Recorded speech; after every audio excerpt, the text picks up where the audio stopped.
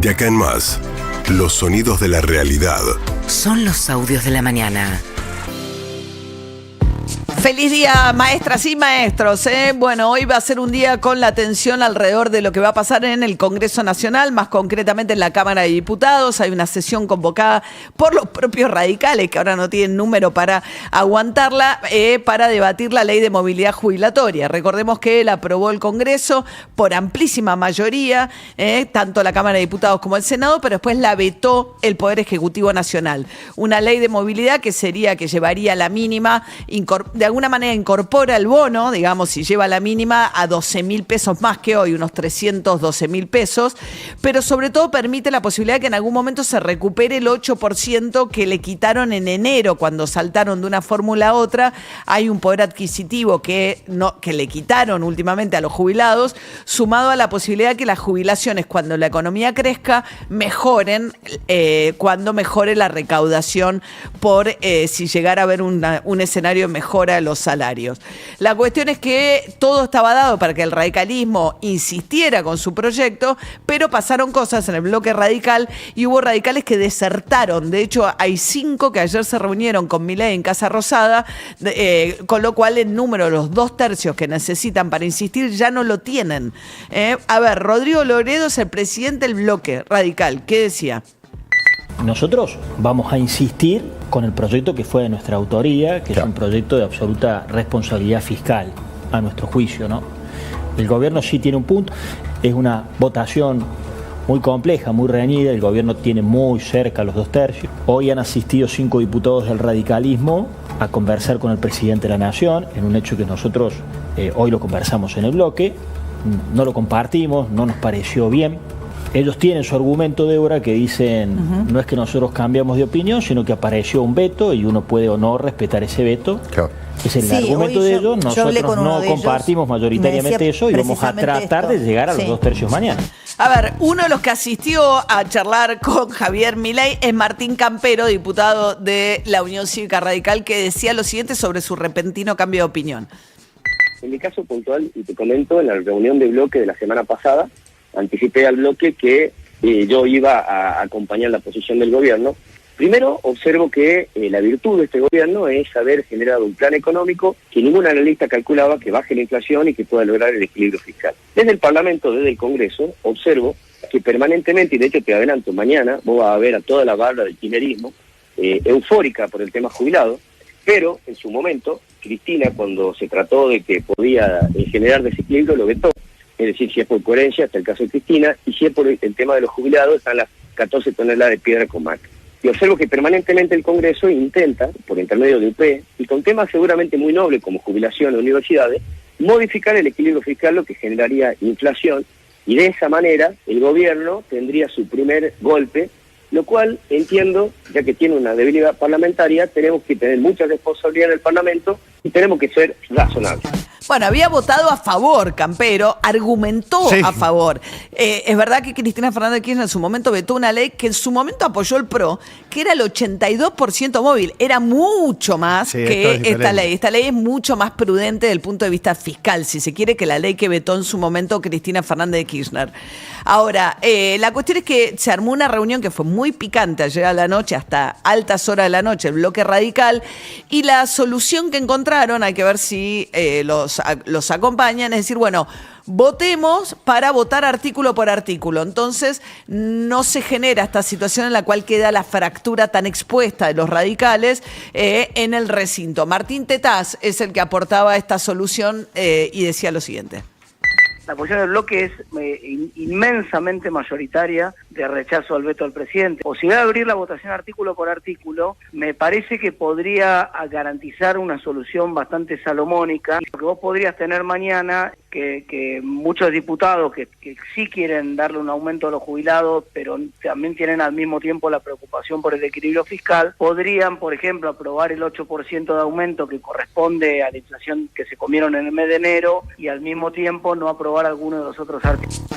Bueno, el tema es que ellos necesitan que acompañe Unión por la Patria, porque los 2/3 se juntan con toda la oposición, Sí. y la oposición no le quiere arreglar el problema a los radicales, ¿no? No, claro. El resto de la oposición. No, a ver, la oposición lo que dice es, en el peor de los casos, volvemos a la comisión de presupuesto y lo que hacemos es emplazar a la comisión de presupuesto para que trate el tema y que los radicales se hagan cargo de lo que están haciendo y que el PRO se haga cargo de lo que están haciendo y que la Libertad Avanza se haga cargo. Nosotros no vamos a solucionarle ese conflicto. Eso es lo que resolvió el bloque de Unión por la Patria y el bloque de Pichetto, ¿eh? Bueno, digamos, si estas cosas son así, finalmente se anotará hoy un triunfo político Milei ante la imposibilidad de la oposición y particularmente el radicalismo de insistir con un proyecto que es de autoría del Partido Radical para dar vuelta al veto y quedaría frenado.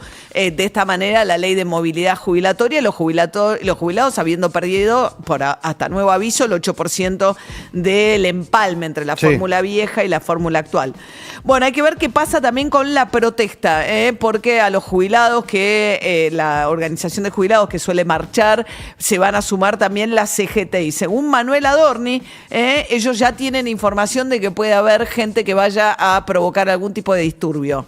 Es el 6. A partir de fuentes abiertas, a las que accedemos todos, pero que también accede el Ministerio de Seguridad, suponemos que se están planificando actos de violencia para la movilización del día de mañana, por lo que, en virtud de esto, se va a proceder a realizar un operativo de seguridad especial. Atacar al Congreso es atacar la democracia, atacar el funcionamiento del Congreso es atacar la democracia. No se va a permitir y se va a cumplir a rajatabla con los protocolos vigentes. Por supuesto, me refiero al protocolo de orden público. Apelamos a la responsabilidad de todos los sectores para que mañana esto, por supuesto, no ocurra. Bueno, el gobierno de la ciudad de Buenos Aires, ante los operativos, lo que ha decidido de alguna manera es dejarle a Patricia Bullrich el manejo del operativo de seguridad. Ellos dicen, dado que el Congreso es un poder del Poder Central Federal, la custodia alrededor del Congreso también le corresponde a Patricia Bullrich. Jorge Macri lo decía así, de esta manera, el jefe de gobierno. Nosotros tenemos, como siempre, el tercer círculo, el tercer cordón de seguridad respecto del Congreso. Nosotros vamos a garantizar la seguridad y el orden en la ciudad de Buenos Aires, es un aspecto que no se negocia. La discusión de las leyes debe darse en el marco de los ámbitos legislativos y no se imponen desde el afuera hacia adentro, ni desde las mayorías o minorías o los grupos belicosos o agresivos. Respecto a nuestra postura, la van a esgrimir mañana los presidentes de nuestros bloques y van a ser claros al respecto. Bien, la cuestión es que la última vez que hubo incidentes frente al Congreso con la quema de incluso un móvil de un colega cordobés, hubo detenidos a los que se los acusó de cargos gravísimos de terrorismo, ninguno de los cuales se sostuvieron a lo largo del proceso, ni pudo el gobierno ni de la ciudad ni de la nación aportar pruebas en esta dirección. De hecho, el último de los detenidos acaba de ser liberado y el episodio de la quema del vehículo puntualmente no tuvo ni un solo detenido ni nadie fue acusado de ese hecho. Veremos qué pasa hoy en la manifestación, pero la verdad es que es muy intimidante también, porque si de antemano lo que están planteando es que va a haber disturbios, es muy disuasivo también para ir a participar de la marcha, eventualmente si alguien quisiera hacerlo. Mientras tanto hay también un creciente conflicto con los gremios aeronáuticos. A los pilotos que protestaron en Aerolíneas Argentinas se sumaron también los que están trabajando en Intercargo, los aeronáuticos, que ayer afectaron el servicio de Flybondi, o sea, los vuelos de Flybondi, de JetSmart, de LATAM, etcétera. ¿Qué dijo Manuel Adorni sobre esto? En otro orden de cosas, contarles que el Ministerio de Capital Humano estableció la esencialidad del sector aéreo para garantizar un nivel mínimo de servicio, aún cuando haya conflictos sindicales que paralicen la actividad. Esta medida se implementó a raíz de los paros aeronáuticos de los últimos días, que de manera injusta y irresponsable dejaron a miles de pasajeros sin poder viajar. Si se incumplen los acuerdos sobre servicios mínimos, habrá sanciones, de acuerdo, por supuesto, a la legislación vigente.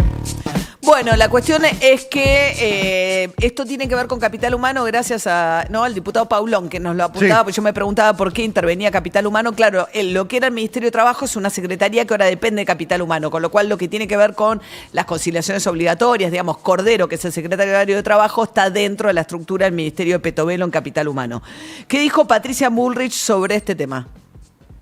¿Ustedes saben la cantidad de años que bloquearon empresas y no dejaron trabajar a miles y miles y miles de personas? Gente que tuvo que cerrar sus empresas y la fuente de trabajo.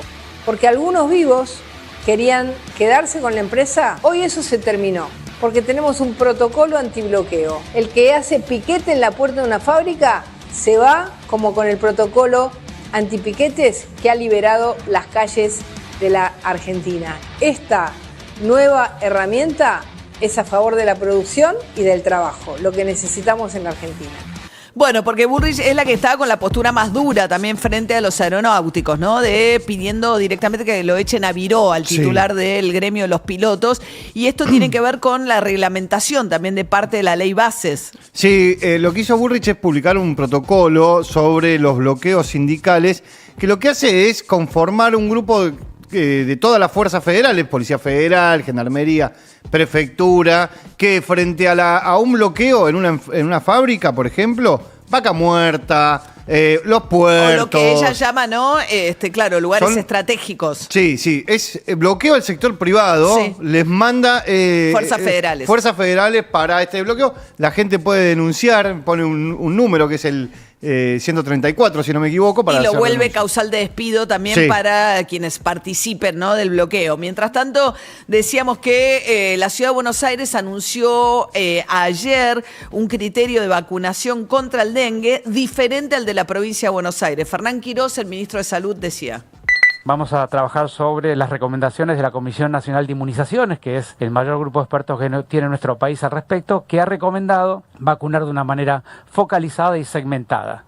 Focalizada en los lugares donde haya más tránsito, y por eso también el estudio de cero prevalencia para nosotros es muy importante, y segmentada especialmente para los grupos de edad que más transmiten la enfermedad, y por lo tanto intentamos ahí cortar la transmisión del virus entre las personas, y eso va a ser empezando en la Ciudad de Buenos Aires con los lineamientos del Gobierno Nacional, apoyando la estrategia nacional para la Argentina, empezando de niños de 15 a 19 años e ir progresando en la medida que sea necesario. Bueno, la provincia va a vacunar a los que ya tuvieron dengue, que los está llamando, independientemente de su edad, y la Ciudad de Buenos Aires compró 60.000 vacunas, o sea que es bastante acotado, por lo menos inicialmente, el universo al cual apuntan, arrancando por los jóvenes. Eso es lo que decía Quirós.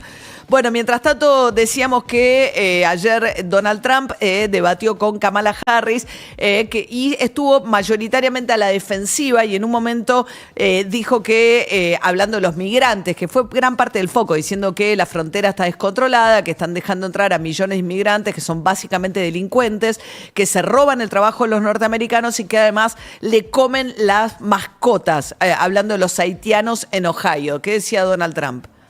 Lo que le han hecho a nuestro país al dejar entrar a millones y millones y millones de personas que dejaron entrar a nuestro país. Miren lo que está pasando en las ciudades en todo Estados Unidos. No quieren, en muchas de estas ciudades no les gusta hablar de esto que yo les voy a contar porque les da vergüenza hablar de esto. Pero en Springfield se comen los perros. La gente que vino a Estados Unidos se comen los perros, se comen los gatos, se comen las mascotas de las personas que viven ahí. Eso es lo que está pasando en nuestro país. Es una vergüenza. Dice, en cuanto a las... Él está hablando porque Kamala Harris le había dicho que a los actos de campaña de Donald Trump la gente termina aburrida y se va. Y le dice, bueno, y con relación a mis actos de campaña...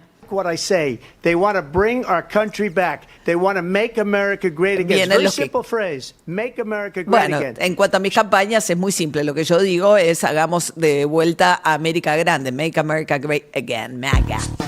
Bueno, 7:15 de esta mañana que tiene 12 grados 7 temperatura. Here comes your man, Pixies. Máxima para hoy de 18 grados.